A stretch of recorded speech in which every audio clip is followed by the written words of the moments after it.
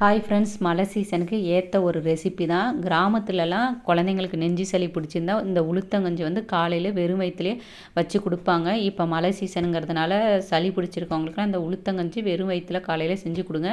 நெஞ்சு சளியெல்லாம் சரியாயிடும்.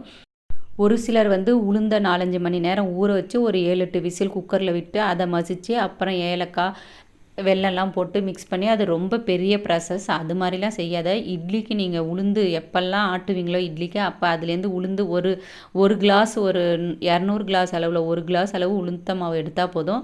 தேவையான வெல்லம் எடுத்து அதில் ஏலக்காய் தட்டி போட்டு நல்லா தண்ணியில் கரைச்சி வடிகட்டி ஊற்றிக்கங்க. உங்கள் இனிப்புக்கு தேவையான அளவு வெல்லம் போட்டுக்கோங்க. நல்லா இன்னும் கூட இதில் வந்து அரை சொம்பு அளவுக்கு தண்ணி ஊற்றலாம். நான் வந்து ரொம்ப நிறைய லிக்யூடாக இருந்தால் சாப்பிட்றதுக்கு ஆள் இல்லை. பசங்களுக்கு அவ்வளோவா இது பிடிக்காது, கொஞ்சம் தான் சாப்பிடுவாங்க. மீதி எல்லாம் நான் தான் சாப்பிடணும். அதனால் கொஞ்சம் கெட்டியாகவே செய்கிறேன். ஏன்னா சூடாக உடனே சாப்பிட்றான்னு டைம் ஆக ஆக கெட்டியாகிடும். இது ரொம்ப ஈஸியான ப்ராசஸ் தான். இட்லி மாவுலேருந்து ஒரு கைப்பிடி அளவு எடுத்து வெல்லம் ஏலக்காய் தட்டி போட்டு நல்லா மிக்ஸ் பண்ணினீங்கன்னா இந்த உளுந்தோட ஸ்மெல்லு போகிற வரைக்கும் நல்லா அடுப்பில் வச்சு கிண்டுங்க.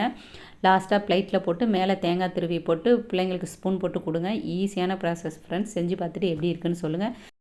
மறுபடியும் ரீஎன்ட்ரி கொடுத்ததே மறுபடியும் உங்களோட ஆதரவுலாம் கிடைக்கும் அப்படிங்கிறதுக்காக ரொம்ப சோகக்கடல்லேருந்து தப்பிச்சு வந்திருக்கோம். மறுபடியும் உங்கள் கூட கொஞ்சம் கனெக்டில் இருந்தால் டைம் பாஸ் ஆகும், கொஞ்சம் மைண்டும் ரிலாக்ஸாக ஆகுங்கிறதுக்காக மறுபடியும் வீடியோ போகலான்னு ரெடி பண்ணியிருக்கேன் ஃப்ரெண்ட்ஸ். எந்த மாதிரி வீடியோ போட்டால் உங்களுக்கு பிடிக்குன்னு சொல்லுங்கள். அந்த மாதிரி நான் ட்ரை பண்ணி பார்க்குறேன். Thank you friends.